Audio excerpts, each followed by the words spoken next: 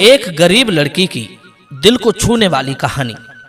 जय श्री कृष्ण दोस्तों, स्वागत है आप सभी का गोपेश ज्ञान यूट्यूब चैनल में। मित्रों, गरीबी सिर्फ हमें दुख नहीं देती, जीवन के कई अनुभवों का ज्ञान करा देती है।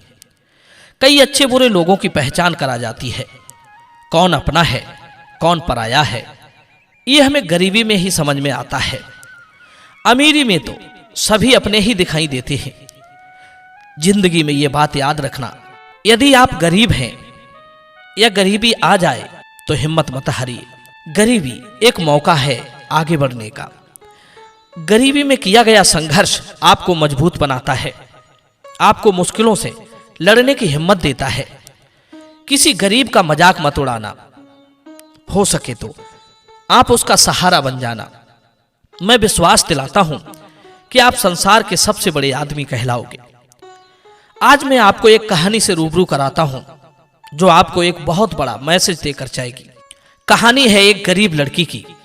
दोस्तों, आपसे निवेदन है कि आप इस वीडियो को पूरा जरूर देख लेना। किसी शहर में एक बहुत ही गरीब आदमी रहता था। वो रिक्शा चलाकर अपने परिवार का पेट पालता था। प्रिया नाम की उसकी इकलौती बेटी थी। वो बेचारा मेहनत मजदूरी करके अपनी बेटी को पढ़ाता लिखाता था। प्रिया भी बड़ी मेहनती लड़की थी। वो अपने माँ बाप के भरोसे को जीवित रखना चाहती थी, इसलिए पढ़ने लिखने में वो खूब ध्यान देती थी। पिता भी उसकी रुचि को देखकर कुछ भी करके उसे योग्य बनाना चाहता था। मित्रों, बेटी को लेकर उसकी आंखों में बहुत सारे सपने फिरते थे। वो स्वयं तो फटे पुराने कपड़े पहनकर गुजर कर लेता था, पर बेटी की शिक्षा में कभी कमी नहीं आने देता। एक दिन वो अपनी बेटी को लेकर शहर के सबसे बड़े होटल में गया और जाकर एक टेबल के पास पड़ी कुर्सी पर जाकर बैठ गया। उन दोनों को कुर्सी पर बैठा देखकर वेटर ने 2 गिलास ठंडे पानी के टेबल पर रख दिए और पूछने लगा, सर, आपके लिए क्या लाना है? तब वो गरीब आदमी कहता है, भाई साहब, मेरी इतनी हैसियत कहाँ है जो आपके होटल की कोई चीज खा सकूं। मैं रिक्शा चलाकर तो अपने परिवार का पेट पालता हूं। रिक्शे से इतनी कमाई नहीं हो पाती है कि मैं कुछ पैसे जुटा कर रख लूं। तब वेटर कहता है, सर, जब आपको पता था कि यह होटल शहर के सबसे महंगे होटलों में गिना जाता है, तो आप जानबूझकर यहां क्यों आए? यहां की छोटी से छोटी एक डिश भी बहुत महंगी पड़ती है। आप किसी अन्य होटल में चले जाते। गरीब आदमी ने कहा, साहब, यहां मैं अपनी बेटी से किए गए एक वादे को पूरा करने आया हूं। वेटर ने पूछा, कैसा वादा? तब उस गरीब आदमी ने बताया कि मैंने अपनी बेटी से एक वादा किया था कि यदि वो हाई स्कूल में जिले में टॉप आती है तो मैं उसे शहर के सबसे महंगे होटल में ले जाकर उसकी मनपसंद का उसे नाश्ता कराऊंगा। साहब, मेरी बेटी ने मुझसे किए वादे को पूरा कर दिखाया। वो इस बार हाई स्कूल में जिले में टॉप आई है। मैंने अपने वादे को निभाने के लिए कई दिनों से पैसे जोड़कर इकट्ठे किए हैं। यहां तक कि इस बार होली पर भी मैंने अपने लिए कोई कपड़ा नहीं बनवाया। वही फटे पुराने कपड़े पहनकर गुजर कर रहा हूं ताकि मैं अपना वादा पूरा कर सकूं और बेटी को आपके होटल में उसकी मनपसंद का डिश खिला सकूं। मेरी बेटी को डोसा बहुत पसंद है, कृपया इसके लिए एक डोसा लगा दो। वेटर ने पूछा, सर, आपके लिए क्या लेकर आऊं? तब वो गरीब आदमी बोला, साहब, मेरे पास एक डोसा के ही पैसे हैं जो मैंने कई दिनों में इकट्ठे कर पाए हैं। आप मेरे लिए कुछ मत लाना। मित्रों, गरीब आदमी की बात सुनकर वो वेटर चुपचाप अपने मालिक के पास पहुंचा और बोला, साहब, हमारे होटल में एक गरीब मजबूर आदमी अपनी बेटी के साथ बैठा है। उसके पास एक डोसा के ही पैसे हैं, वो भी उसने इतने पैसे कई दिनों में इकट्ठे किए हैं। वो अपनी बेटी को एक डोसा मांग रहा है क्योंकि उसने अपनी बेटी से वादा किया था कि वो अगर हाई स्कूल में जिले में टॉप आती है तो वो उसे लेकर यहां आएगा। वेटर बोला, सर, आपकी इजाजत हो तो मैं उस होनहार बेटी को और उस होनहार बेटी के पिता को अपने पैसे से पेट भर के खाना खिलाना चाहता हूं। आप जो बिल बने उसे मेरे महीने की आखिरी तारीख को मिलने वाली सैलरी से काट लेना।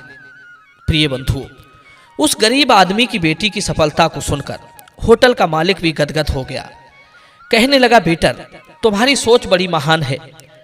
जब एक बेटी सफल होती है और वो किसी जिम्मेदार पद पर बैठती है तो वो किसी एक की बेटी नहीं रहती, वो इस पूरे देश की, पूरे शहर की बेटी बन जाती है। प्रतिभा को पंख मिलने ही चाहिए। होनहार व्यक्ति की प्रतिभा, कौशलता पैसे के अभाव में दबनी नहीं चाहिए। ऐसे लोगों का सहारा जरूर बनना चाहिए। दोस्तों, होटल के मालिक ने वेटर से कहा कि वो बेटी उस गरीब की बेटी नहीं है, वो हमारी भी बेटी है।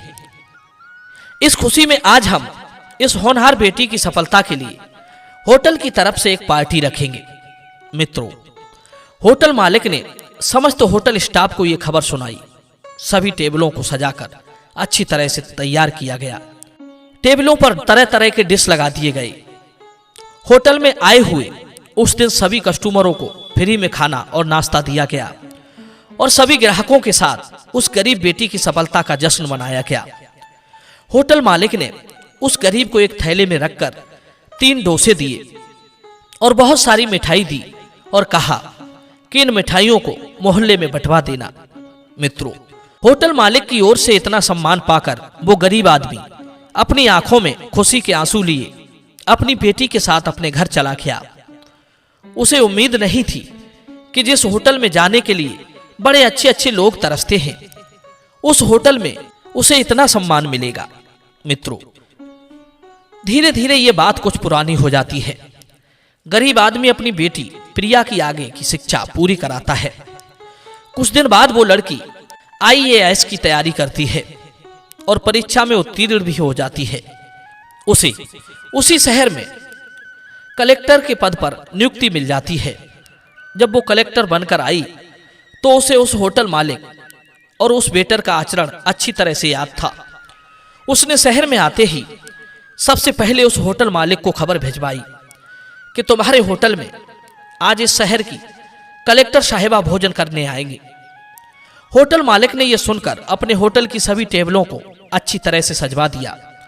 शहर के लोगों ने सुना कि यहाँ की कलेक्टर इस होटल में खाना खाने आ रही है तो पूरा होटल ग्राहकों से भर गया। इधर कलेक्टर के पद पर नियुक्त वही लड़की अपने माता पिता के साथ हंसती मुस्कुराती हुई उस होटल में आती है। सभी लोगों ने खड़े होकर उसका सम्मान किया। होटल मालिक भी एक गुलदस्ता देते हुए उनका स्वागत करता है और कहता है, मैडम, आपके लिए क्या डिश लगाई जाए।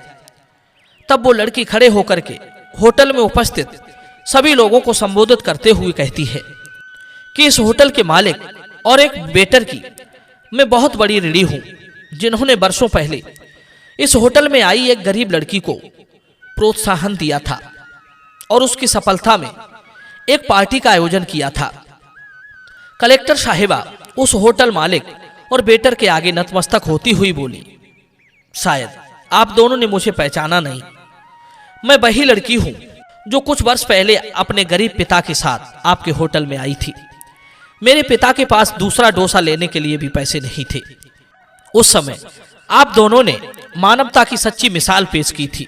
मेरे टॉपर बनने की खुशी में आपने अपने पैसे से एक पार्टी रखी थी और मेरे मोहल्ले में बांटने के लिए मिठाइयां भी भिजवाई थी। आज मैं आप दोनों की वजह से ही इस शहर की कलेक्टर बनकर आई हूं।